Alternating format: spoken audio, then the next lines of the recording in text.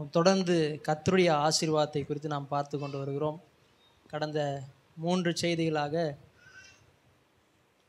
கர்த்தருடைய ஆசீர்வாதத்தை குறித்து நாம் பார்த்து கொண்டு வருகிறோம். இன்றைக்கு 4வது பகுதியில் இருக்கிறோம், 4வது பாகத்தில் இருக்கிறோம். இந்த 3 செய்தி நீங்கள் கேட்கலாம் கூட உங்களுக்காக யூடியூப்பில் வைக்கப்பட்டிருக்கிறது. நீங்கள் எப்போ வேணாலும் போயிட்டு அதை நீங்கள் பார்க்கும்படி உங்களை அன்போடு கேட்டுக்கொள்கிறேன். இன்றைக்கு நாம் ஒரு வசனத்தை வச்சு தான் நாம் பார்த்து கொண்டு வருகிறோம். இங்கே நீதிமொழிகள் 10ஆம் அதிகாரம் 22வது வசனம் சொல்லுகிறது, கர்த்தருடைய ஆசீர்வாதமே ஐஸ்வர்யத்தை தரும். இன்றைக்கு கர்த்தருடைய ஆசீர்வாதம் தான் என்ன பண்ணுதுன்னா எல்லாவற்றையும் கொண்டு வந்தது. நிறைய பேர் என்ன நினைக்கிறாங்கன்னா, பணம் தான் ஆசீர்வாதம், நகை தான் ஆசீர்வாதம், வீடு தான் ஆசீர்வாதம், காரு தான் ஆசீர்வாதம் அப்படின்னு நினைக்கிறாங்க. ஆனால் இது எல்லாமே என்னதுன்னா பொருள். இதெல்லாம் ஆசீர்வாதம் கிடையாது. ஆசீர்வாதம்னா என்னதுன்னா ஒரு சக்தி. அதனால் உபாகமத்தில் சொல்கிறார், ஐஸ்வர்யத்தை சம்பாதிக்கிற பலனை தரேன்னு சொல்கிறார். நான் உனக்கு காசு தரேன்னு சொல்ல, உனக்கு வீடு தரேன்னு சொல்ல, உனக்கு கார் தரேன்னு சொல்ல. ஆண்டவர் என்ன சொல்கிறாருன்னா ஐஸ்வர்யத்தை சம்பாதிக்கிற பலனை தருகிறேன்னு சொல்கிறார். அப்போது இந்த ஆசீர்வாதம் என்னன்னா ஒரு பலன் போல் இருக்கிறது. இந்த ஆசீர்வாதம் எப்படி இருக்குன்னா ஒரு அபிஷேகம் போல் இருக்கிறது. இந்த ஆசீர்வாதம் எப்படி இருக்குன்னா ஒரு சக்தி போல் இருக்கிறது. இந்த பலன் தான் என்ன பண்ணுதுன்னா இன்றைக்கு நம்மை நல்லா வாழ வைக்கிறது. வேலைக்கு போகிறோம், அந்த இடத்துல எது பெருக்கத்தை கொண்டு வருகிறது, எது கொண்டு வருதுன்னா ஆசீர்வாதம் தான் கொண்டு வருது. இன்றைக்கி நல்லா சம்பாதிக்கிறோம், இன்றைக்கி நல்லா வீடு கட்டுறோம், இன்றைக்கி நல்ல கார் வாங்குகிறோம், இன்றைக்கி நல்ல நகையோடு நாம் இருக்கிறோன்னா இதுக்கு பின்னாடி கர்த்தருடைய ஆசீர்வாதம் வேலை செய்யுது. உங்கள் மேலே கர்த்தருடைய ஆசீர்வாதம் இருக்கிறதுனால தான் இன்றைக்கி நல்லா இருக்கிறீங்க. ஆமே. அப்போது இன்றைக்கி நான் ஒரு கையில் காசு வச்சுன்னு ஒரு கையில் ஆசீர்வாதத்தை வச்சு நீங்கள் உங்களை சூஸ் பண்ண சொன்னால் எதை சூஸ் பண்ணுவீங்க? நிறைய பேர் எதை சூஸ் பண்ணுவீங்கன்னா காசை தான் சூஸ் பண்ணுவீங்க. ஆனால் உங்களுக்கு நல்லா தெரியணும், இந்த ஆசீர்வாதம் தான் இந்த காசை கொண்டு வந்தது.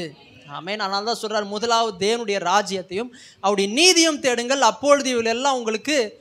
இன்றைக்கி நிறைய பேர் என்ன பண்ணுறாங்கன்னா, வேலையே இல்லைன்னா கூட எம்டி கிட்ட கேட்டு வேலை கொடுங்க, நான் சண்டையிலையும் செய்கிறேன், காசு வரும். அப்போ தான் இல்லை, ஆண்டவர் என்ன சொல்கிறாங்க, முதலாவது தேவனுடைய ராஜ்யத்தை தேடு, இந்த கர்த்தருடைய ஆசீர்வாதமே உன்னை நல்லா ஆக்கும்.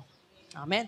ஹல்லேலூயா. அப்போ இந்த சபையில் யாரும் அப்படி போயிடக்கூடாது. சண்டே சர்வீஸை கட் பண்ணிட்டு நீங்கள் போகிறீங்கன்னா நீங்கள் எதை நம்புறீங்கன்னா பணம் தான் பெருசாக நினைக்கிறீங்க, ஆசீர்வாதத்தை பெருசாக நினைக்கல. அப்போது கர்த்தருடைய ஆசீர்வாதமே ஐஸ்வர்யத்தை கொண்டு வந்தது. இதுதான் என்ன பண்ணுறதுன்னா ஆபிரகாமுக்கு நல்லாவே தெரியுது. நாம் பார்த்தோம் ஆதியாகமத்தில் 12ஆம் அதிகாரத்தில் ஆண்டவர் ஆபிரகாம் பார்த்து சொல்கிறாரு, உன் தேசத்தையும் உன் இனத்தையும் விட்டு புறப்பட்டு நான் உனக்கு காண்பிக்கும் தேசத்துக்கு போன்னு சொல்கிறாரு. போகும் பொழுது கர்த்தர் என்ன பண்ணுறாருன்னா, போகிறதுக்கு முன்னாடி என்ன பண்ணுறாருன்னா கர்த்தர் ஆசீர்வதிக்கிறார். நான் உன்னை ஆசீர்வதித்து உன் பேரை என்ன பண்ணுவான்னா பெருமைப்படுத்துவேன்னு சொல்கிறாரு. உன்னை ஆசீர்வதிக்கிறவர்களை ஆசீர்வதிப்பேன், உன்னை சபிக்கிறவர்களை சபிப்பேன், பூமியில் வம்சங்கள் எல்லாம் உனக்குள்ள ஆசீர்வதிக்கப்படும் சொல்லிட்டு ஒரு ஆசீர்வாதத்தை என்ன பண்ணுறாருன்னா ஆபிரகாம் மேலே கூறுகிறார். இப்போ ஆபிரகாம் என்ன பண்ணுறா, விசுவாசிக்கிறார். கர்த்தருடைய ஆசீர்வாதம் என் மேலே இருக்குது, என்ன பண்ணுறான்னா விசுவாசித்து அவன் என்ன பண்ணுறான்னா அந்த ஏரியா விட்டு அவன் கடந்து போகிறான். வீட்டையும் அந்த இனத்தையும் அந்த தேசத்தை விட்டு அவன் புறப்பட்டு போகிறான். எங்கே போகிறான்னா கானான் தேசத்துக்கு போகிறான். ஆனால் இவன் மேலே என்ன இருக்குன்னா கர்த்தருடைய ஆசீர்வாதம் இருக்கிறதுனால கானான் தேசத்தில் இப்போ என்ன வருதுன்னா பஞ்சம் வருகிறது. பஞ்சம் வந்தோடனே அங்கேருந்து எங்கே போகிறான்னா எகிப்து தேசத்துக்கு போகிறான். ஆனால் இவன் மேலே இருக்கிற ஆசீர்வாதம் என்ன பண்ணுச்சுன்னா எகிப்து தேசத்துலேருந்து அவன் திரும்பி வரும்பொழுது அவன் எப்படி வருகிறான்னா செல்வ சீமானாய் வந்தான். அவனுடைய ஆஸ்திகள் எப்படி இருந்துச்சுன்னா பூமி தாங்கக்கூடாதா இருந்தது. ஆமென். அப்போ உங்கள் மேலே இருக்கிற ஆசீர்வாதம் என்னதான் அந்த இடத்துல பஞ்சமே வந்தால் கூட உங்கள் மேலே இருக்கிற ஆசீர்வாதம் அந்த பஞ்சத்தை மேற்கொள்ளும். ஆமென். ஹல்லேலூயா. அப்போது இது கூட யார் இருக்கிறாங்கன்னா லோத்தும் இருக்கிறாரு. அவர் கூட இருந்ததுனால ஆபிரகாம் கூட லோத்து இருந்ததுனால லோத்துக்கும் சில ஆசீர்வாதம் ஒட்டிக்கிச்சு அப்படியே. அப்போ 2 பேரும் என்ன ஆகிட்டாங்கன்னா ஆசீர்வாதம் மாறிட்டாங்க. இப்போ 2 பேருக்கும் என்ன வருதுன்னா ஒரு பெரிய வாக்குவாதம் வருகிறது. வாக்குவாதம் வந்தோடனே இப்போது பார்த்தீங்கன்னா இப்போது இங்கே லோத்து என்ன பண்ணுறாருன்னா அங்கேருந்து எங்கே போகிறாருன்னா நல்ல ஒரு தேசத்தை பார்த்து, சோதம் தேசம் நல்ல வளமான தேசமாக இருக்குது, நீர் வளம் பொருந்திய தேசமாக இருக்கிறதுனால நல்லா பார்க்குறாரு. நல்லா இருக்கிற தேசத்தை எடுத்துக்கினாரு. அங்கே போனால் என்ன ஆகுதுன்னா 5 ராஜாக்கள் அந்த சோதோமில் ராஜாக்கள் வந்து என்ன பண்ணுறாங்கன்னா லோத்தையும் அவனுடைய கூட இருந்த ஜனங்கள்லாம் என்ன பண்ணுறாங்கன்னா சிறையாக கொண்டு போக எடுத்துகிட்டு போயிட்டாங்க. சிறையாக கொண்டு போகிறத யார் கேள்விப்படுறாருன்னா ஆபிரகாம் கேள்விப்படுகிறார். கேள்விப்பட்டு என்ன பண்ணுறாரு, நைட்டோட நைட்டாக என்ன பண்ணுறாருன்னா அவனுடைய வேலையாட்கள் கூட போயிட்டு சிறையாக கொண்டு போன அந்த லோத்தையும் அந்த ஜனங்களையும் என்ன பண்ணுறான்னா முறியடித்து திருப்பி எப்படி வர்றாருன்னா ஜனங்களோடையும் பொருட்களையும் திருப்பி வராரு. ஆமென். அப்போ உங்கள் மேலே இருக்கிற ஆசீர்வாதம் என்ன பண்ணுதுன்னா உங்கள் சத்துருக்களை உங்கள் கையில் ஒப்பு கொடுக்குறது. அது எப்பேற்பட்ட சத்துருவானா இருக்கலாம். நான் சொல்லுகிறேன், உங்கள் மேலே இருக்கிற ஆசீர்வாதம் உங்கள் சத்துருக்களை உங்கள் கையில் ஒப்பு கொடுத்தது. அப்போ ஆபிரகாம் பார்க்குறான், நம்ம மேலே இருக்கிற ஆசீர்வாதம் என்ன பண்ணுச்சுன்னா இந்த பொருட்களையும் இந்த சத்துருக்கள் எல்லாம் கையில் ஒப்பு கொடுத்து நல்லா தெரிஞ்சு கர்த்தருடைய ஆசீர்வாதம் ஐஸ்வர்யத்தை கொண்டு வந்து நல்லா தெரிஞ்சு என்ன பண்ணுறான்னா அவனுக்கு முன்னாடி 2 ராஜா வருகிறார். ஒன்று சாலேமின் ராஜா, ஒன்று சோதமின் ராஜா. சாலேமின் ராஜா யாருன்னா மெல்கிசேதேக்கு. அவர் யாருன்னா பாஸ்டர். நல்லா தெரியுது கர்த்தர் தான் ஆசீர்வதிச்சார்னு சொல்லிட்டு அந்த பாஸ்டருக்கு என்ன பண்ணுறான்னா தசம்பாகம் கொடுக்குறான். ஆமென். கொடுக்கும் பொழுது அந்த பாஸ்டர் என்ன பண்ணுறாருன்னா ஆபிரகாம் என்ன பண்ணுறான்னா ஆசீர்வதிக்கிறார். ஒவ்வொரு வாட்டி நான் தசம்பாகம் பாஸ்டர்கிட்ட கொடுக்கும் பொழுது கர்த்தர் என்ன பண்ணுறாருன்னா நம்மை ஆசீர்வதிக்கிறார். ஒரு எக்ஸ்சேஞ்ச் நடக்குது, ஒரு பண்ட மாற்றம் நடக்குது. என் மேலே இருக்கிற நான் என்ன பண்ணுறேன்னா தசம்பாகம் கொடுக்குறேன், பாஸ்டர் என்ன பண்ணுறாருன்னா ஆசீர்வதிக்கிறார். இந்த பாஸ்டர் இல்லை, பெரிய பாஸ்டர் நம்மளுக்கு இருக்கிறார். வசனம் சொல்லுது இவங்களாம் நானும் சரி அப்பாவும் சரி மறித்து போயிடுவோமா, மறிக்கிற ஆசாரியர்கள். ஆனால் நித்திய நித்தியமாக ஒரு ஆசாரியர் நமக்கு இருக்கிறார். அவர் யாருன்னா மெல்கிசேதேக்கு. அவர் யாருன்னா இயேசு. அவர் என்ன பண்ணுறாருன்னா மேலே இருந்து நம்மை ஆசீர்வதிக்கிறார். ஆமென். அப்போ அந்த ஆசீர்வாதம் தான் என்ன ஆச்சுன்னா ஆபிரகாமுக்கு உண்டானது. இங்கே 14ஆம் அதிகாரத்தில் 18 20 நம்ம பார்த்தோம், போன செய்தியில் பார்த்தோம். ஆபிரகாமுக்கு 3 விதமான ஆசீர்வாதம் உண்டானது. அதான் பார்த்தோம் ஆபிரகாமுக்கு உண்டான ஆசீர்வாதம். இங்கே பார்த்தீங்கன்னா 3 விதமான, அது மட்டும் நான் சொல்லிவிட்டு நான் அப்புறம் மெசேஜுக்குள்ளே போகிறேன். இங்கே சொல்லுகிறார் 18 20 வாசிச்சோன்னா, அன்றியும் உன்னதமான தேவனுடைய ஆசாரியனாக இருந்த சாலேமின் ராஜாவாகிய மெல்கிசேதேக்கு அப்பமும் திராட்சரசமும் கொண்டு வந்து அவனை ஆசீர்வதித்து வானத்தையும் பூமியும் உடையவராகிய உன்னதமான தேவனுடைய ஆசீர்வாதம் ஆபிரகாமுக்கு உண்டாவதாக, உன் சத்துருக்கள் எல்லாம் உன் கையில் ஒப்பு கொடுத்த உன்னதமான தேவனுக்கு ஸ்தோத்திரம் என்று சொன்னான்.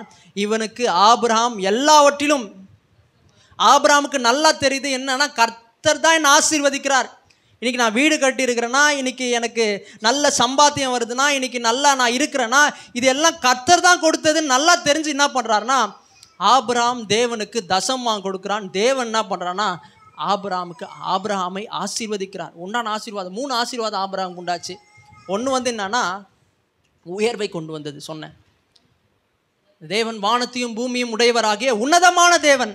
இப்போ நான் தசம்பாகம் கொடுக்கும்போது நான் யாரோட கை கோர்க்கிறேன்னா உன்னதமான தேவனோட கை கோர்க்கிறேன். நான் எவ்வளோ கீழே இருந்தாலும் இந்த உன்னதமான தேவனோடு நான் கை கோர்க்கும் பொழுது வசனம் சொல்லுது, ஆங்கில வேதாகமத்தில் எப்படி சொல்லுன்னா காட் ஆஃப் மோஸ்ட் ஹை. இவர் யாருன்னா எல்லாவற்றையும் காட்டிலும் பெரிய தேவன், உன்னதமான தேவன். அவரோடு நான் கை கோர்க்கும் பொழுது எவ்வளோதான கீழே இருந்தாலும் இந்த தேவன் என்னை உயர்த்துகிறார். ஆமென். நான் சொல்லுகிறேன், உங்கள் மேலே இருக்கிற ஆசீர்வாதம் என்ன பண்ணோன்னா உங்களை உயர்த்தும். கிறிஸ்தவ வாழ்க்கை என்பது மேலே போகிற வாழ்க்கை, டிசெண்டிங் ஆர்டர் இல்லை, அசெண்டிங் ஆர்டர். கிறிஸ்தவ இயேசுவை ஏற்றுக்கொண்டால் நம்ம மேலே தான் போனோம். ஏன்னா யாரோட கை கோர்க்கிறோன்னா உன்னதமான தேவனோடு நாம் கை கோர்க்கிறோம்.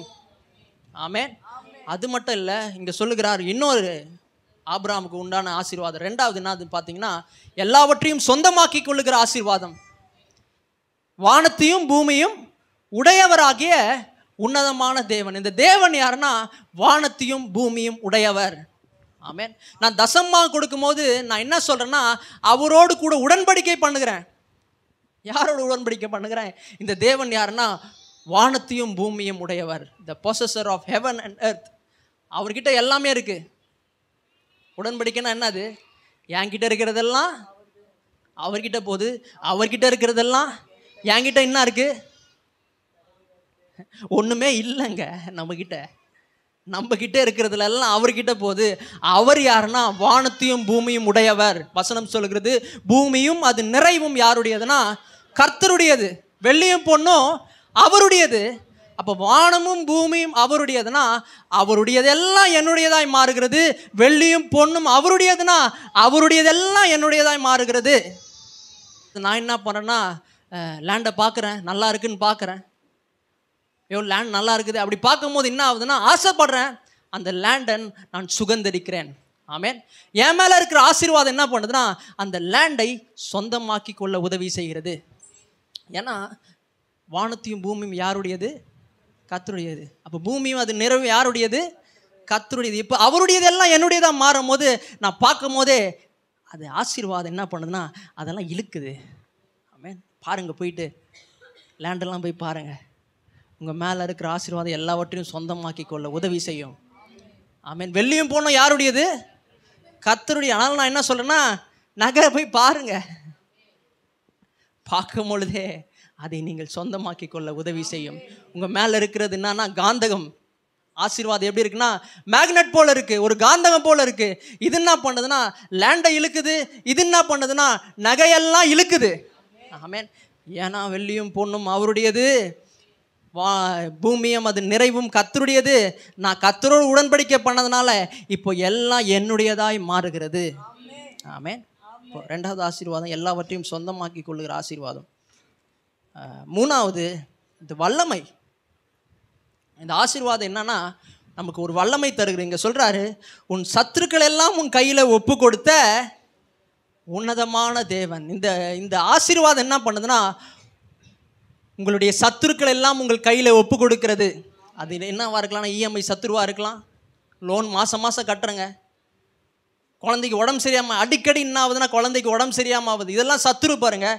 ஆனால் உங்கள் மேலே இருக்கிற ஆசீர்வாதம் என்ன பண்ணணும்னா உங்கள் சத்துருக்களை உங்கள் கையிலே ஒப்பு கொடுக்கும். அது வசனம் சொல்லுது, உனக்கு விரோதமாய் ஒரு வழியாய் வருவார்கள், ஆனால் என்ன பண்ணுவாங்கன்னா 7 வழியாய் அவர்கள் ஓடுவார்கள். அப்போது உங்கள் மேலே இருக்கிற சக்தி, உங்கள் மேலே இருக்கிற பலன், உங்கள் மேலே இருக்கிற அபிஷேகம் என்ன பண்ணணும்னா உங்களுடைய சத்துருக்களை உங்கள் கையிலே ஒப்பு கொடுக்கும்.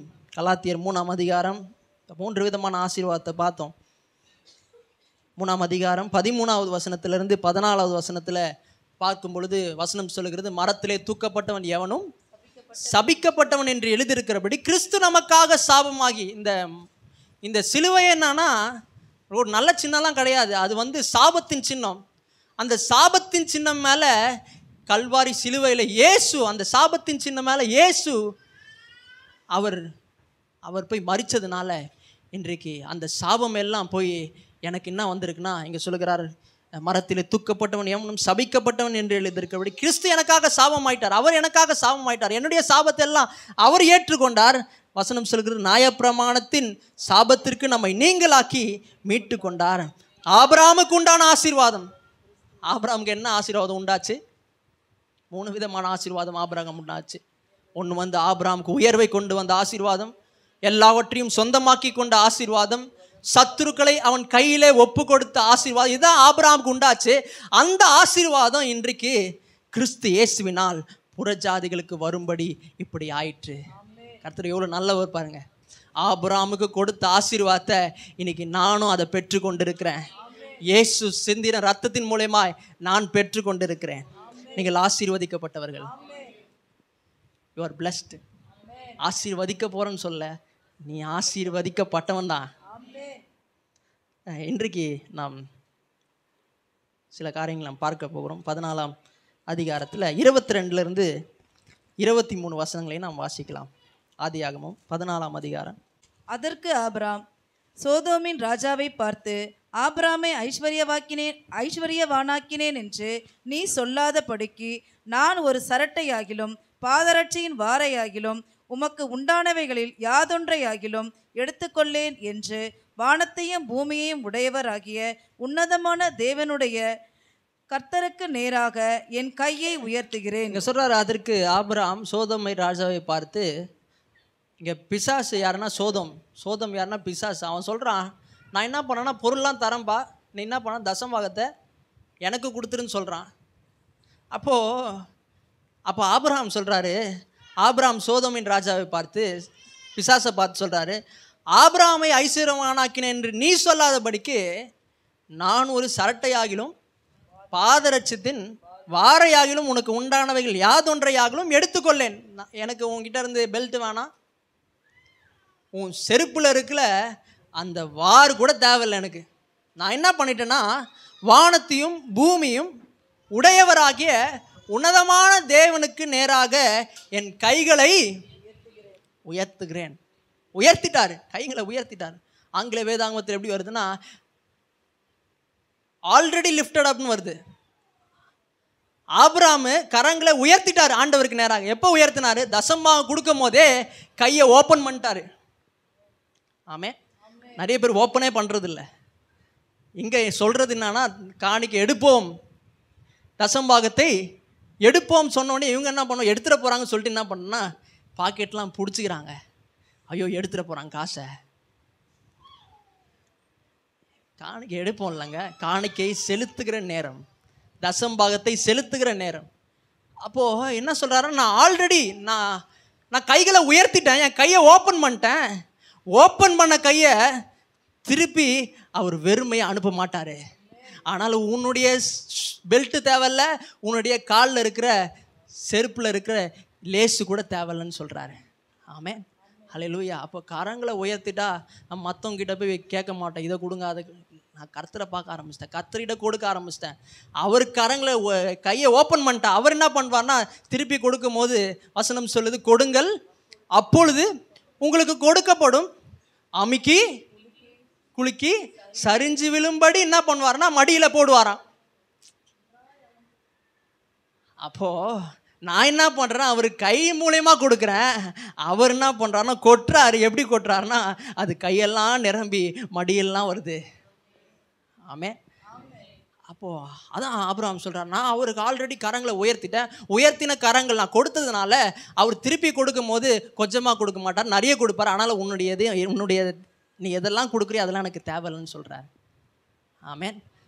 பாருங்க, பேதுரு என்ன பண்ணார்னா ஆண்டவருக்கு போட்டை கொடுத்தாரு, பிரசங்கம் பண்றதுக்கு கப்பலை கொடுத்தாரு, எம்டியா கொடுத்தாரு. ஆனால் ஆண்டவர் திருப்பி கொடுக்கும் போது கப்பலே உடையிற அளவுக்கு மீனை கொட்டி கொடுத்தாரு. அதான் நம்ம தேவன். கொடுக்கும் போது ஐயோ 10,000 ரூபா தான் வருது, அதில் 1000 ரூபாவும் கொடுத்துட்டு மீதி 9,000 வச்சு என்ன பண்ணுறது, 1000 ரூபாய் கொடுத்துட்டா அது அவசரத்துக்கு யூஸ் ஆகாமே அப்படிலாம் நினைக்கிறது இல்லை. கொடுக்கும் போது எனக்கு நல்லா தெரியுது, அவர் திருப்பி அவர் ஓப்பன் பண்ணார்னா அது மடியெல்லாம் நிரம்பும். ஆமே. அப்போ அது ஆபிரகாம் நல்லாவே தெரியுது பாருங்க. அதனால தான் சொல்றாரு, ஆல்ரெடி அவருக்கு நேராக கரங்க ஒழித்துட்டா, உயர்த்தின கரங்கள் திருப்பி வரும்போது ரிட்டன் பெருசாக தான் வரப்போகுதுன்னு சொல்றாரு. அதனால உன்னுடைய பெல்ட் தேவையில்லை, உன்னுடைய லேசும் எனக்கு தேவையில்லை. பாருங்க, மூச்சு இழுத்து விடுறோம், மூச்சு இழுக்கிறோம், மூச்சு திருப்பியும் விடுறோம். ஐயோ திருப்பி விடுற மூச்சு திருப்பி வரமா வராதா அப்படின்னு யோசிச்சு விடுறோமா? இல்லை, இழுக்கிறோம் திருப்பி விடுறோம், விசுவாசத்தில் விடுறோம், திருப்பி எனக்கு வரும் மூச்சு. அதுக்கு கஞ்சத்தனம்லாம் பண்ணுறது இல்லை. கஞ்சத்தனம் பண்ணிங்கன்னா மூச்சு திணறிடும். அப்போது என்னன்னா, நான் ஆண்டவருக்கு நான் கொடுக்குறேன், எனக்கு திருப்பி அவர் கொடுப்பார். அப்போ அதில் கஞ்சத்தனம் பண்ணக்கூடாது பாருங்க. நிறைய வேலையை கொடுக்கலாமா கொடுக்குவார், கர்த்தருக்கு கொடுத்தா அவர் திருப்பி கொடுப்பார். ஆமென், ஹல்லேலூயா. இப்போது இன்றைக்கு மல்கியால 3ஆம் அதிகாரத்தில் 8வது வசனம், இந்த தசம்பாகம் கொடுக்கதின் மூலமாய் உண்டாகும் பலன்களை இன்னைக்கு நாம் பார்க்க போகிறோம். மல்கியா 3ஆம் அதிகாரம் 8வது வசனத்தை வாசிக்கலாம். மனுஷன் தேவனை வஞ்சிக்கலாமா, நீங்களோ என்னை வஞ்சிக்கிறீர்கள். சொல்றாரு, மனுஷன் தேவனை வஞ்சிக்கலாமா, நீங்களோ என்னை வஞ்சிக்கிறீர்கள். எதிலே உம்மை வஞ்சித்தோம் என்கிறீர்கள், தசம பாகத்திலும் காணிக்கைகளிலும் தானே. எதிலே உம்மை வஞ்சித்தோம் என்கிறீர்கள், தசம்பாகத்திலும் காணிக்கையிலும் தானே. அப்போது தசம்பாகத்தை நான் காணிக்கையை நான் எடுக்கும் போது, தேவனுக்கு செலுத்தாத போது நான் என்ன பண்ணுறேன்னா தேவனை வஞ்சிக்கிறேன்னா. தமிழில் எப்படி வருதுன்னா ரொம்ப நல்லா வரல, ஏமாத்துறேன் அப்படி வருது, சீட் பண்ணுறேன் அப்படி வருது. ஆனால் உண்மையாக இங்கிலீஷில் வருது. இங்கிலீஷில் என்ன வருதுன்னா, will a man rob God? மனுஷன் தேவனிடத்துலேருந்து திருடலாமா? இப்போது காணிக்கையும் தசம்பாகத்தையும் நான் செலுத்தாத போது நான் என்ன பண்ணுறேன்னா தேவனிடத்துலேருந்தே நான் திருடுறேன்னா. ஆமே, தேவன் தான் எல்லாத்துக்கும் கொடுக்குறாருங்க, அவர் மூலியமாக தான் காசு சம்பாதிக்கிறீங்க. ஆனால் அவருக்கே என்ன பண்ணுறீங்கன்னா கொஞ்சம் கொடுக்காம இருக்கிறீங்க. அப்போ சொல்கிறாரு, நீ திருடலாமா, நான் தான் உனக்கு கொடுத்தேன், ஆனால் நீ இப்போ எனக்கே இப்படி பண்ணுற, அப்போது திருடுறேன்னு சொல்கிறாரு. பாருங்கள், வெயின் மேயர்ஸ் அவர் ஒரு மிஷினரி, ஒரு சிறந்த ஒரு மிஷினரி. அமெரிக்காவில் மெக்சிகோ என்கிற ஒரு தேசத்தில் அவர் என்ன பண்ணுறாருன்னா ப்ரீச் பண்ணார். அந்த டைமில் பார்த்தீங்கன்னா அவர் என்ன ப்ரீச் பண்ணுவார்னா அந்த ஆசீர்வாதத்தை குறித்து ப்ரீச் பண்ணுவார். ஆசீர்வாதத்தை குறித்து தசம்பாகலாம் கொடுத்தா தான் ஜனங்க ஆசீர்வதிக்கப்பட முடியும். இந்த சாபம் நிறைஞ்ச உலகத்தில் கர்த்தர் சில பிரமாணங்களை வைத்திருக்கிறார், அதான் தசம்பாகம், அதை கொடுத்தா தான் ஆசீர்வாதமாக இருக்க முடியும்னு சொல்லிட்டு என்ன பண்ணுவார்னா அந்த ஜனங்களுக்கு போதிப்பாராம் மெக்சிகோ தேசத்தில். அது ஒரு ஏழ்மையான ஒரு தேசம் தான் மெக்சிகோ தேசம் அந்த டைமில். அப்போது அவர் என்ன பண்ணியிருக்கிறாரு, ஒரு இடத்துக்கு போகிறதுக்காக ஒரு பாஸ்டரை என்ன பண்ணியிருக்காருன்னா ஒரு காரில் ஏற்றினா அவர் போயிருக்கிறார். இவர் யாருன்னா மெக்சிகோ, இவர் வந்து அமெரிக்கன்னு. அவர் என்ன பண்ணுறாருன்னா மெக்சிகோன் பாஸ்டர் என்ன பண்ணுறாருன்னா காரில் ஏற்றின்னு போயிருக்கிறாரு.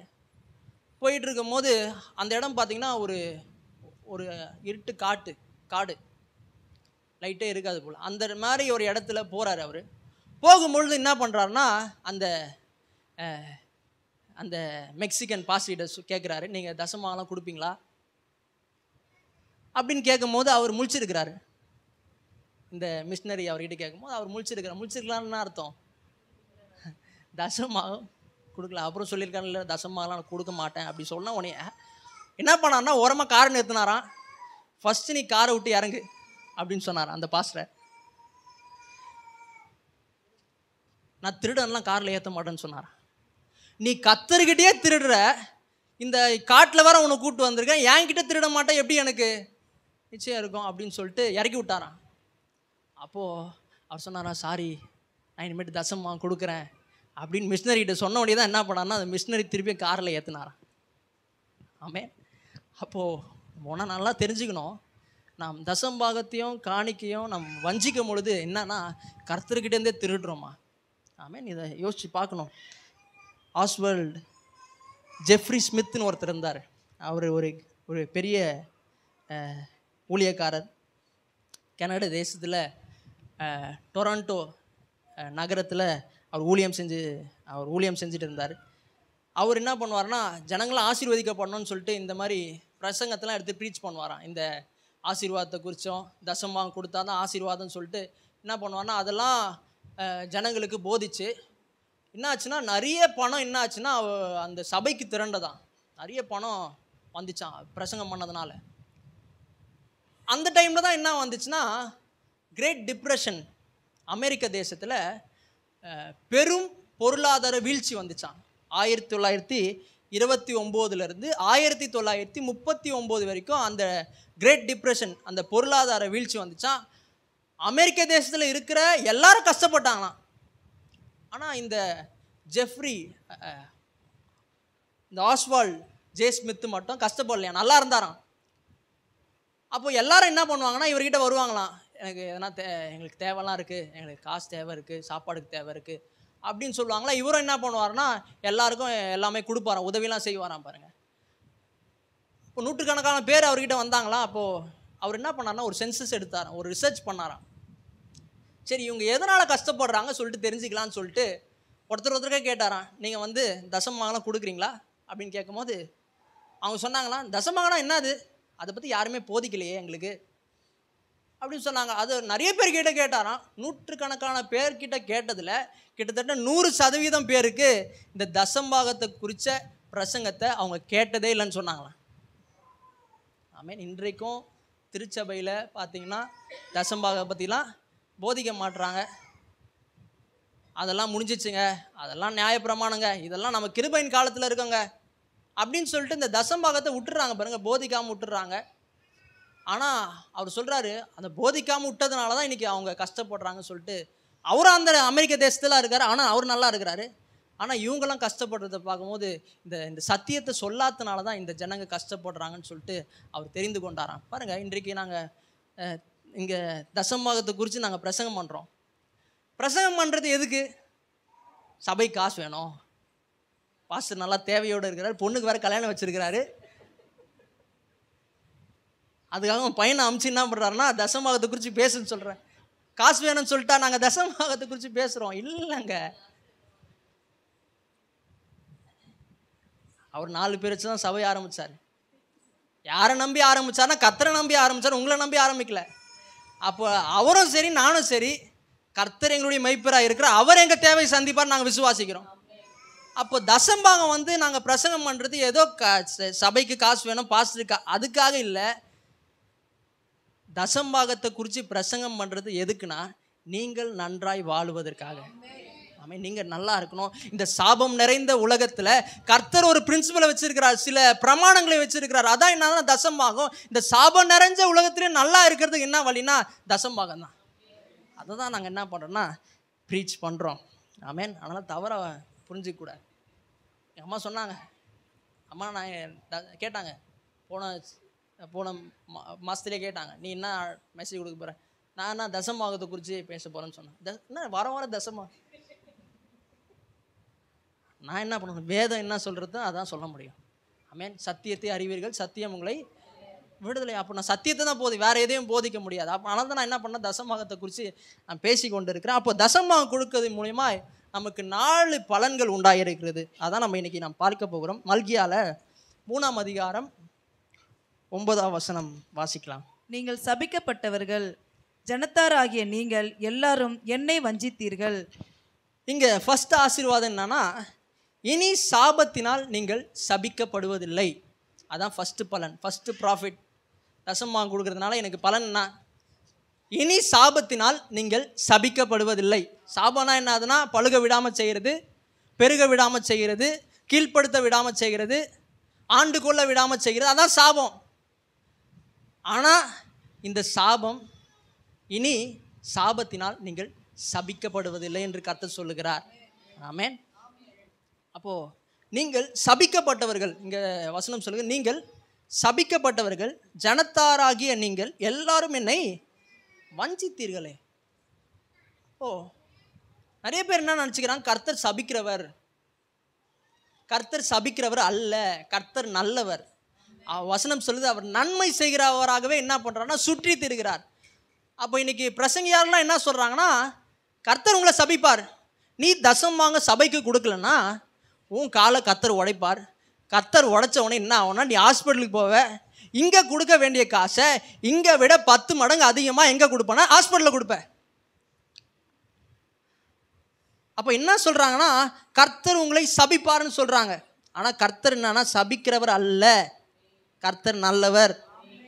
ஆமென். இங்கே பார்த்தீங்கன்னா எலக்ட்ரிசிட்டி ஒயர் பண்ணி வச்சுருக்குறோம். அது எதுக்குன்னா நல்லதுக்கு ஒயர் பண்ணி வச்சாதான் ஃபேன் ஓடும், லைட்டு ஓடும், இன்னும் கொஞ்ச நாள் ஏசி போட போனால் ஏசி ஓடும். அதுக்காக தான் என்ன பண்ணிருக்கோம், ஒயர் பண்ணி வச்சுருக்கோம்.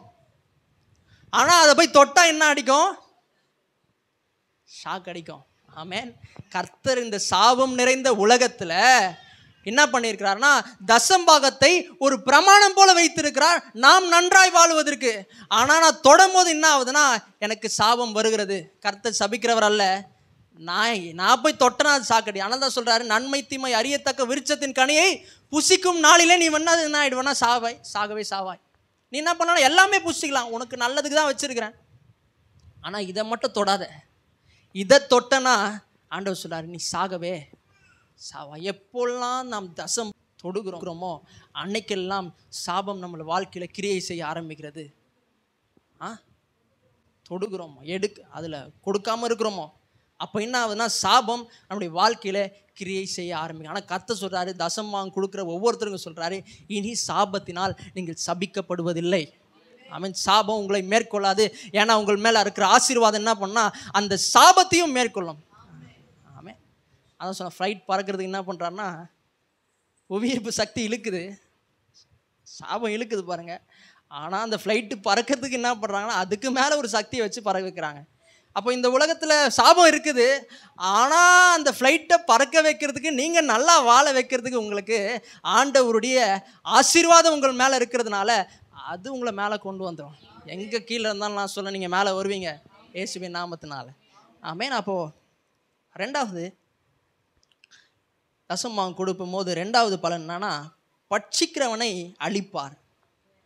இன்னைக்கு நிறைய பட்சிக்கிறான் பிசாசு. மல்கியால 3ஆம் அதிகாரம் 11வது வசனம் வாசிங்க. பூமியின் கனியை பட்சித்து போடுகிறவர்களை உங்கள் நிமித்தம் கண்டிப்பேன். இங்க சொல்றாரு, பூமியின் கனிகளை பட்சித்து போடுகிறவைகளை உங்கள் நிமித்தம் கண்டிப்பேன். இங்கே இஸ்ரவேல் ஜனங்கள்லாம் பார்த்தீங்கன்னா அவங்க யாருன்னா அக்ரிகல்ச்சரல் சொசைட்டி, அவங்க ஒரு விவசாய சமூகம். இன்றைக்கி நம்ம பிஸ்னஸ் பண்ணுறோம், நம்மளுக்கு பணம் வருது. ஆனால் அவங்களுக்கு எப்படின்னா விவசாயம் பண்ணால் தான் அவங்களுக்கு பணம்லாம் வரும். அப்போது விவசாயம் பண்ணும்போது என்ன ஆகுதுன்னா கனி விதை போடுறாங்க, கனி வருது. கனி வரும்போது என்ன பண்ணான்னா பிசாசு பட்சித்து போட்டுறான். அதான் சொல்லுவார், பாஸ்டர் சொல்லுவார், பொத்தல் பையில் காசு நான் போடுறேன், பாக்கெட்டில் போடுறேன், அது என்ன ஆகுதுன்னா பொத்தல் பையில் போடுற மாதிரி போயிடுது.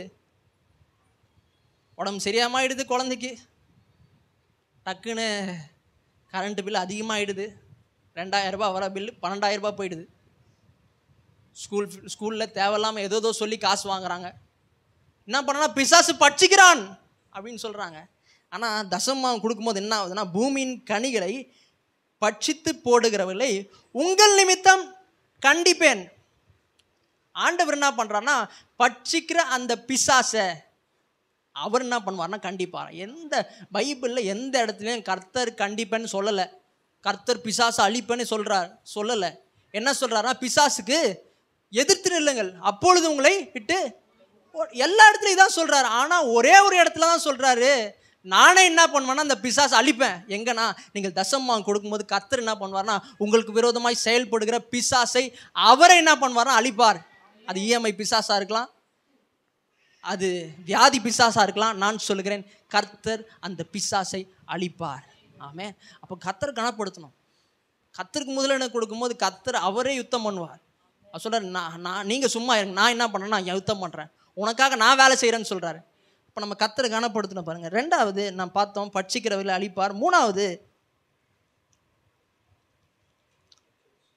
இடம் கொள்ளாமல் போகும் மட்டும் ஆசீர்வாதம். 10வது வசனத்தை வாசிக்கலாம். என் ஆலயத்தில் ஆகாரம் உண்டாயிருக்கும்படி தசம பாகங்களை எல்லாம் பண்ட சாலையிலே கொண்டு வாருங்கள். அப்பொழுது நான் வானத்தின் பலகணிகளை திறந்து இடம் கொள்ளாமற் போக மட்டும் உங்கள் மேல் ஆசீர்வாதத்தை வர்ஷிக்க மாட்டேனோவென்று அதனால் என்னை சோதித்து பாருங்கள் சொல்றாரு. தசமபாகத்தை கொண்டு வா, கொடுக்கும் போது என்ன நடக்கும்னா அப்பொழுது நான் வானத்தின் பலகணிகளை திறந்து இடம் கொள்ளாமல் போக மட்டும் உங்கள் மேல் ஆசீர்வாதத்தை வர்ஷிக்க மாட்டோனா என்று என்னை சோதித்து பாருன்னு சொல்கிறாரு. அப்போ கர்த்தர் என்ன பண்ணுவார்னா இடம் பத்தலை சொல்கிற அளவுக்கு கர்த்தர் என்ன பண்ணுவார்னா அப்படி ஆசீர்வதிப்பார். போதும் ஆண்டவரே. எங்கள் வீட்டில் பார்த்தீங்கன்னா எங்கள் அம்மாவுக்கு 3 பீரோ அவங்க புடவை வைக்கிறதுக்கு. ஆனால் எங்களுக்கு பார்த்தீங்கன்னா ஒரே ஒரு ரேக்கு தான். அப்போ கர்த்தர் என்ன பண்ணுவார்னா இடம் பத்தலை, இடமே இல்லை, போதும் சொல்கிற அளவுக்கு கர்த்தர் ஆசீர்வதிப்பார். ஆமென். அவருடைய மண்வெட்டி ரொம்ப பெருசு. நான் சொன்னேன், நம்ம சின்ன மண்வெட்டியில் தான் போடுறோம்.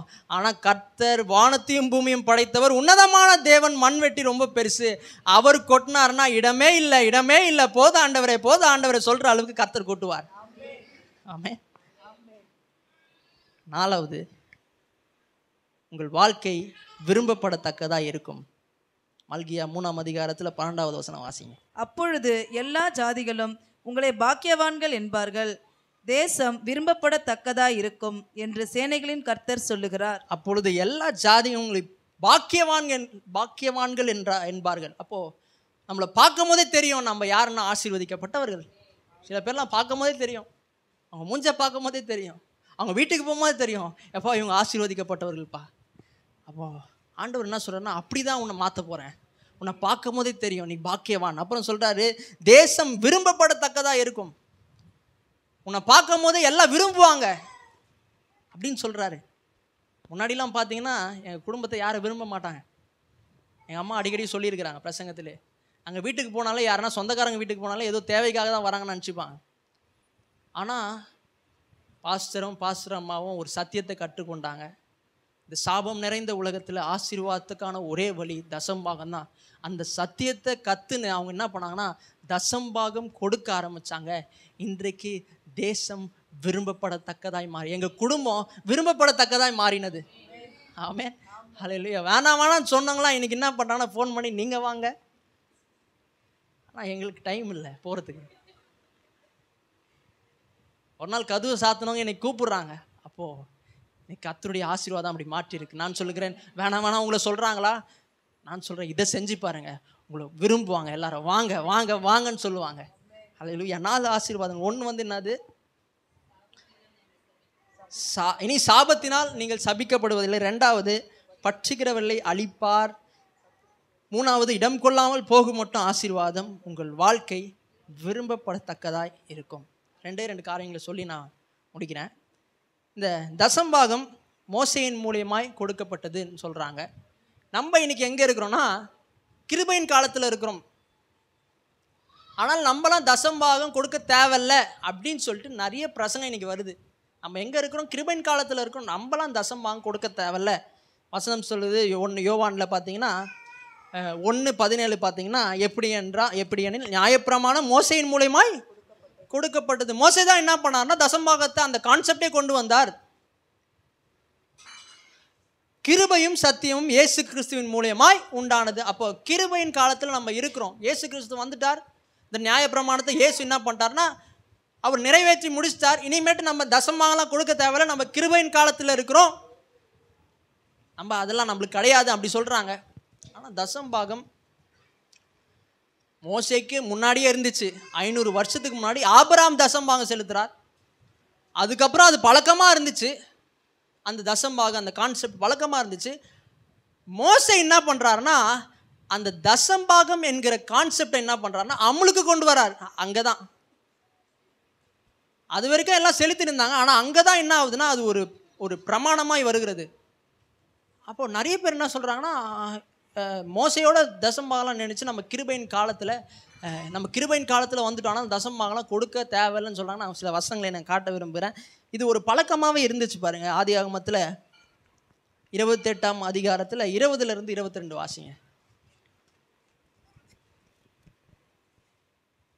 அப்பொழுது யாக்கோபு, தேவன் என்னோட இருந்து நான் போகிற இந்த வழியிலே என்னை காப்பாற்றி உண்ண ஆகாரமும் உடுக்க வஸ்திரமும் எனக்கு தந்து என்னை என் தகப்பன் வீட்டுக்கு சமாதானத்தோடு திரும்பி வர பண்ணுவாரானால் கர்த்தர் எனக்கு தேவனாய் இருப்பார். நான் தூணாக நிறுத்தின இந்த கல் தேவனுக்கு வீடாகும். தேவரீர் எனக்கு தரும் எல்லாவற்றிலும் உமக்கு தசமபாகம் செலுத்துவேன் என்று சொல்லி பொருத்தனை பண்ணி கொண்டான். இங்கே பார்த்தீங்கன்னா இங்கே அந்த யாக்கோபு என்ன பண்ணுறாருன்னா அவங்க அண்ணனை ஏமாற்றிட்டாரு. ஏமாற்றி என்ன பண்ணுறாருன்னா அப்பா கிட்ட இருக்கிற ஆசீர்வாதத்தை யாக்கோபு திருட்டுத்தனமாக பெற்றுக்கொள்கிறார். திருட்டுத்தனமாக பெற்றுக்கொண்டதை யார் கேள்விப்படுறாருன்னா சகோதரன் அண்ணன் கேள்விப்படுறார். கேள்விப்பட்டவனே என்ன பண்ணுறாருன்னா அண்ணன் வந்து யாக்கோபை சாவடிக்க வராரு, கொலை செய்கிறதுக்கு வராரு. இப்போ யாக்கோபு பயந்து என்ன பண்ணுறாருன்னா வீட்டை விட்டு அவர் வெளியே வந்துடுறாரு. வெளியே வந்து ஒரு இடத்துல சொன்னது தான் இது பாருங்கள். அப்பொழுது யாக்கோபு, தேவன் என்னோடு இருந்து, இனிமேட்டு தேவன் தான் என்னோடு இருக்கணும் அப்புறம் சொல்கிறார், நான் போகிற இந்த வழியிலே என்னை காப்பாற்றி, போகும்போதே யாருன்னா சாவடிச்சிருவாங்க, அந்த ஒரு நிலைமையில் இருக்கிறார். போகிற வழியில என்னை காப்பாற்றி உண்ண ஆகாரமும், கர்த்தர் தான் என்ன பண்ணால் காப்பாற்றணும், கர்த்தர் தான் என்ன பண்ணணும்னா உண்ண ஆகாரமும் கொடுக்கணும், உடுக்க வஸ்திரமும் கொடுக்கணும், எனக்கு தந்து என்னை என் தகப்பன் வீட்டுக்கு சமாதானத்தோடு திரும்ப பண்ணுவார். ஆனால் திருப்பி வரணும், தகப்பன் வீட்டுக்கு வரணும். ஆனால் தகப்பன் வீட்டுக்கு வரும்போது அண்ணன்காரன் என்ன பண்ணுவான், ஆனால் திருப்பி சமாதானத்தோடு கர்த்தர் என்னை கொண்டு வருவார். ஆனால் என்ன சொல்கிறாருன்னா கர்த்தர் எனக்கு தேவனாக இருப்பார், நான் தூணாக நிறுத்தின இந்த கல் தேவனுக்கு வீடாகும், தேவரீர் எனக்கு தரும் எல்லாவற்றிலும் உமக்கு தசம்பாகம் செலுத்துவேன் என்று சொல்லி பொருத்தனை பண்ணிக்கணும். அந்த பிரச்சனை நேரத்தில் தான் ஒரு டிசிஷன் எடுக்கிறான். ஏன்னா நீங்கள் தான் ஆண்டவரை காப்பாற்றணும், நீங்கள் தான் சாப்பாடு கொடுக்கணும், நீங்கள் தான் ட்ரெஸ்ஸு கொடுக்கணும், நீங்கள் தான் என்னுடைய ஆதாரம் சொல்லிட்டு என்ன பண்ணுறான்னா ஆண்டவரே நான் தசம்பாகத்தின் மூலிமா நான் பொருத்தனை பண்ணுறேன்னு சொன்னான். அப்போது இந்த யாக்கோபு யார்கிட்ட இருந்து கற்றுக்கொண்டிருப்பான்? அவங்க அப்பா ஈசாக்கு கிட்ட கற்றுக்கொண்டிருப்பான். ஈசாக்கு யார்கிட்ட கற்றுக்கொண்டிருப்பான்? அப்போ ஆபிரகாம் செஞ்சதை ஈசாக்கு செய்கிறார், ஈசாக்கு செஞ்சதை அப்போது இது வந்து எப்படி இருக்குன்னா ஒரு பழக்கமாகவே வந்திருக்கிறது. மோசேயின் காலத்தில் என்ன ஆச்சுன்னா அது வந்து ஒரு அமுலுக்கு அது வந்தது. அது மட்டும் இல்லை, இயேசுவே சொல்கிறாரு தசம்பாகத்தை கொடுக்கணும் அப்படின்னு சொல்கிறாரு. நிறைய பேர் இயேசு சொன்னால் தான் கேட்பாங்க, பைபிளில் யார் சொன்னாலும் கேட்கணும். இயேசு சொல்கிறாரா? இயேசு சொல்கிறாரு பாருங்கள். 23 மத்தேயு 23:23 பாருங்கள். மாயக்காரராகிய வேத பாரகரே, பரிசேயரே, உங்களுக்கு ஐயோ. சொல்றாரு மாயக்காரராகிய வேத பாரகர். இன்னைக்கு நிறைய பேர் என்ன பண்றாங்கன்னா, வேத பாரகர் பரிசேயர் என்ன பண்றாங்கன்னா, தசமாகலாம் கொடுக்க தேவையில்லைங்க, நம்ம கிருபையின் காலத்துல இருக்கிறோம். அதெல்லாம் கேட்டு நான் என்ன சொல்றேன்னா, மோசம் போகாதிருங்கள். சொல்றாரு மாயக்காரரே, தேவப்பாரகரே, பரிசேயரே, உங்களுக்கு ஐயோ. அப்புறம் சொல்றாரு, வாசிங்க. நீங்கள் ஒட்டாளாமிலும் வெந்தயத்திலும் சீரகத்திலும் தசமபாகம் செலுத்தி நியாயப்பிரமாணத்தில் கற்பித்திருக்கிற விசேஷித்தவைகளாகிய நீதியையும் இரக்கத்தையும் விசுவாசத்தையும் விட்டுவிட்டீர்கள். சொல்றாரு வெந்தயத்திலும் சீரகத்திலும் தசம்பாகம் செலுத்தி என்ன பண்றாங்கன்னா, தசம்பாகம் செலுத்துறாங்க. அதுக்கப்புறம் சொல்றாரு, நியாயப்பிரமாணத்தினால் கற்பித்திருக்கிற விசேஷித்தவைகளாகிய நீதியையும் இரக்கத்தையும் விசுவாசத்தையும் விட்டுவிட்டீர்கள், இவைகளையும் செய்ய வேண்டும். நீங்கள் என்ன பண்ணுறீங்கன்னா, தசம்பாகத்தெல்லாம் கொடுக்குறீங்க, ஆனால் நியாயப்பிரமாணம் கொண்டு வந்ததை நீதி இரக்கம் விசுவாசத்தெல்லாம் என்ன பண்ணிட்டீங்கன்னா விட்டுட்டீங்க. அவர் சொல்கிறாரு, இவைகளையும் செய்ய வேண்டும். இந்த நீதியும் செய்யணும், நியாயப்பிரமாணம் மூலிமா வந்த நீதியும் செய்யணும், விசுவாசத்தை செய்யணும், இரக்கத்தையும் செய்யணும். அது மட்டும் இல்லை, எதை செய்யணும்னா அவைகளையும் விடாதிருக்க வேண்டும் சொல்கிறாரு. அவைகள்லாம் எதுங்க? தசமா கொடுக்கறதையும் நீங்கள் விடக்கூடாது. ஏன்னா இந்த சாபம் நிறைந்த உலகம்பா, இந்த சாபம் நிறைந்த உலகத்தில் நீ நல்லா இருக்கணும் ஒரு பிரமாணத்தை வச்சிருக்கிறேன், அதை செஞ்சனா நீ நல்லா இருப்ப. ஆமென். அப்போது இன்னைக்கு நிறைய பேர் என்ன பண்ணுறாங்கன்னா, அதெல்லாம் கொடுக்க தேவையில்லை, நம்ம கிருபையின் காலத்தில் இருக்கோம். நான் சொல்லிடுறேன், மோசம் போகாதுங்கள், ஐயோ அப்படின்னு சொல்கிறார் இயேசு. அப்போ இன்னைக்கு நம்ம மோசே மூலமாக தசமா கொடுக்கப்பட்டது. இன்றைக்கி நம்ம கிருபையின் காலத்தில் இருக்கோம், அதனால் கொடுக்க தேவையில்லை. இல்லை, இயேசுவே சொல்கிறாரு, நீ கொடுத்தா தான் நீ ஆசீர்வாதமாக இருக்க முடியும். இன்னொரு காரியத்தை மட்டும் நான் சொல்லி முடிக்கிறேன்.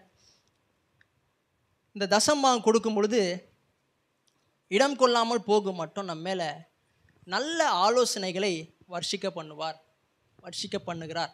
அது மல்கியால 3ஆம் அதிகாரத்தில் 10வது வசனத்தை வாசிக்கலாம். என் ஆலயத்தில் ஆகாரம் உண்டாயிருக்கும்படி தசம பாகங்களை எல்லாம் பண்ட சாலையிலே கொண்டு வாருங்கள்.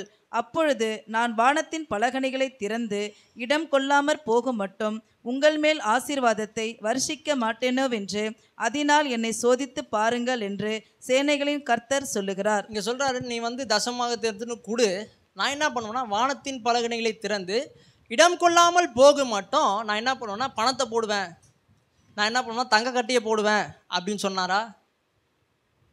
அப்படிலாம் சொல்லலை. என்ன சொல்கிறாருன்னா, ஆசீர்வாதத்தை வர்ஷிப்பேன் அப்படின்னு சொன்னார். ஆசீர்வாதம்னா என்னது?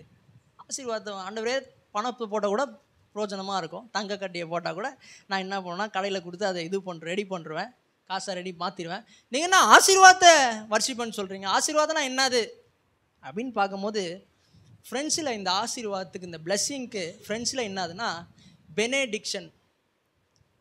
இன்றைக்கி சர்ச்சை முடியும் போது என்ன சொல்கிறோம்னா பெனேடிக்ஷன் சொல்கிறோம். கர்த்தராகிய இயேசு கிறிஸ்துவின் கிருபையும் அதெல்லாம் என்ன பண்ணுறோன்னா சொல்கிறோம். அப்போது இந்த பெனேடிக்ஷன்னா என்னதுன்னா, பெனேன்னு சொன்னால் என்னதுன்னா நல்ல, டிக்ஷன்னா என்னதுன்னா சொல்லப்பட்ட வார்த்தைகள். பெனேன்னா என்னென்னா குட், டிக்ஷன்னா என்னென்னா ஸ்போக்கன் வேர்ட். அப்போது நல்ல சொல்லப்பட்ட வார்த்தைகள். ஆசீர்வாதம்னா என்னதுன்னா நல்ல சொல்லப்பட்ட வார்த்தைகளால் உங்களை நிரப்புவேன்னு சொல்கிறார். என்னென்னு தெரியாமல் ஆமேன்னு சொல்லிட்டீங்க, சொல்கிறாரு. அப்பொழுது நான் வானத்தின் பலகணிகளை திறந்து இடம் கொள்ளாமல் போக மட்டும் உங்கள் மேல் நல்ல வார்த்தைகளால், நல்ல ஐடியாஸ்களால், நல்ல ஆலோசனைகளால், நல்ல வழிகளால், நல்ல மெத்தடுகளால் என்ன பண்ணுவேன்னா உன்னை நிரப்புவேன். அது உனக்கு உயர்வை கொண்டு வரும். இன்னைக்கு நிறைய பேருக்கு என்ன பிரச்சனைனா ஐடியா இல்லை, வேலை செய்கிறாங்க ஆனால் ஐடியாவோட செய்ய மாட்டுறாங்க, வேலையில் தோல்வி வருது, நல்லா வளர மாட்டேங்குது. ஆனால் கர்த்தர் என்ன சொல்கிறாருன்னா, நான் என்ன பண்ணுவேன்னா இடம் கொள்ளாமல் போக மட்டும் நான் என்ன பண்ணுவேன்னா உனக்கு ஐடியாவை கொடுப்பேன். அந்த ஐடியாவை என்ன பண்ணேன்னா உன்னை மேலே கொண்டு வந்துடும். பார்த்தீங்கன்னா சொல்லுவாங்க, அந்த காலத்தில் எங்கள் அப்பா ஒரு லேண்டை வாங்கி போட்டாருங்க. இன்னைக்கு நான் கோடீஸ்வரமாக கோடீஸ்வரனா இருக்கிறேன்னா அது காரணமே அந்த காலத்தில் எங்கள் அப்பாவுக்கு ஒரு ஐடியா வந்துச்சு. எங்கள் அப்பா என்ன பண்ணாரு, ஒரு லேண்டு வாங்கி போட்டார். அதனால தான் நாங்கள் நல்லா இருக்கிறோம். அப்போ ஒரு சின்ன ஐடியா என்ன பண்ணுதுன்னா நம்ம மாற்றிடுது. கர்த்தர் என்ன சொல்கிறாருன்னா ஐடியா கொடுப்பேன். இன்றைக்கி தோல்வியில் போயிட்டுருக்குறோம், இன்றைக்கி பிஸ்னஸ் டல்லாக போயிட்டுருக்கு. கர்த்தர் சொல்கிறேன் நான் ஐடியா கொடுப்பேன். அந்த ஐடியாவே என்ன பண்ணனா உன்னை உயர்த்திடும். பணத்தை போடுறேன்னு சொல்ல, நகையை போடுறேன்னு சொல்ல, அவர் என்ன சொல்கிறேன்னா உனக்குள்ள வார்த்தைகளை போடுறேன். அந்த வார்த்தை என்ன பண்ணனா உன்னை மாற்றிவிடும். ஆமென். வால்டர் ஹண்ட் ஒருத்தர் இருக்கிறார். அவர் யாருன்னா அவங்க ஃப்ரெண்டுக்கு $10 கடன் கொடுக்கணும். அப்போது அவர் என்ன பண்ணார்னா ஸ்ப்ரிங்கை வச்சு என்ன பண்ணார்னா ஸ்ப்ரிங்கை லைட்டாக திருப்பி இருக்கிறார். சும்மா உட்காந்து இருக்கும்போது ஸ்ப்ரிங்கை லைட்டாக திருப்பி இருக்கிறார். அந்த ஸ்ப்ரிங் என்ன ஆகிடுச்சுன்னா சேஃப்டி பின்னாக மாறிடுச்சு. சின்ன ஒரு ஐடியா தாங்க, கர்த்தர் கொடுக்குற சின்ன ஒரு ஐடியா தான் அது என்ன பண்ணுன்னா உங்களை லட்சாதிபதியாய் மாற்றிவிடும். ஆமென். கர்த்தர் எப்படி வேணால் செய்வார். பணத்தெல்லாம் கொட்ட மாட்டார், அங்கே கட்டியெல்லாம் கொட்ட மாட்டார். அவர் என்ன பண்ணுவார்னா ஐடியா சொல்லுவார். ஐடியாவை நீங்கள் கேட்டு செய்ய ஆரம்பிச்சிங்கன்னா அது இடம் கொள்ளாமல் போகும். அது உங்களை மேலே கொண்டு வந்துடும். ஆமென். சின்ன ஒரு ஐடியா தாவீது கொடுக்குறாரு. என்ன பண்ணனா கூழாங்கல் எடுத்து அடிக்க முடியுமா? ஆனால் கர்த்தர் ஐடியா கொடுத்தாருன்னா அது என்ன வேணாலும் நடக்கும். ஆமென். ஹல்லேலூயா. அவன் அண்ணன் எங்கே இருந்தானா ஆடு பின்னாடி போயிருந்தான், ஒன்றுமே இல்லாத நிலைமையில் இருந்தான். ஆனால் சின்ன ஐடியா என்ன பண்ணுச்சுன்னா அவனை சமஸ்த இஸ்ரவேலுக்கும் ராஜாவாய் மாற்றினது. நீங்கள் எனக்கு படிப்புலாம் இல்லைங்க, நான் அவ்வளோலாம் பிஏலாம் படித்தது கிடையாதுங்க, நான் 10th கூட படித்தது கிடையாது நீங்கள் சொல்கிறீங்களா? நான் சொல்கிறேன், கர்த்தர் கொடுக்குற ஐடியா போதுங்க. MBA படித்து வேலை செய்கிறத விட நீங்கள் அதிகமாக சம்பாதிப்பீங்க. ஆமென். ஹல்லேலூயா. அப்போ ஆண்டவர் என்ன சொல்கிறாரு, வானத்தின் பலகணிகளை திறந்து இடம் கொள்ளாமல் போக மாட்டோம். நல்ல வார்த்தைகளாலும் நல்ல வழிகளாலும் நல்ல மெத்தடாலும் உன் இருதயத்தை நிரப்புவேன். அதை நிரப்பும் போது என்ன ஆகுதுன்னா அதே உன்னை உயர்வா உன்னை மாற்றிவிடும்.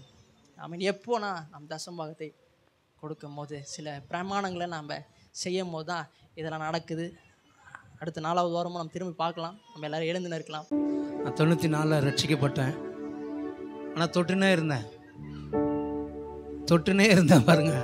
2008 வரைக்கும் ஆசீர்வாதமே இல்லை.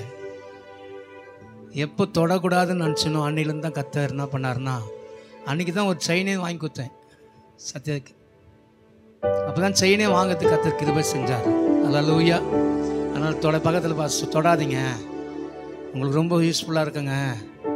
கரண்ட்டு வந்தால் ஏசி வரும், ஃபேன் போட்டுக்கலாம், வாஷிங் மிஷின் போட்டுக்கலாம். ஆனால் தொட்டால் முடிஞ்சிச்சு கேஸு. ஆமே. எதுமாக இருந்தாலும் இது மறக்காதீங்க. கண்களை மூடுவோம், தெய்வம் நோக்கி பார்ப்போம். ஹல்லேலூயா. நல்ல ஒரு வார்த்தை கேட்டோம். அவர் ஆசீர்வாதத்தை வர்ஷிக்க பண்ணுகிறவர், நல்ல ஐடியா கொடுக்கிறவர். அன்னைக்கு அந்த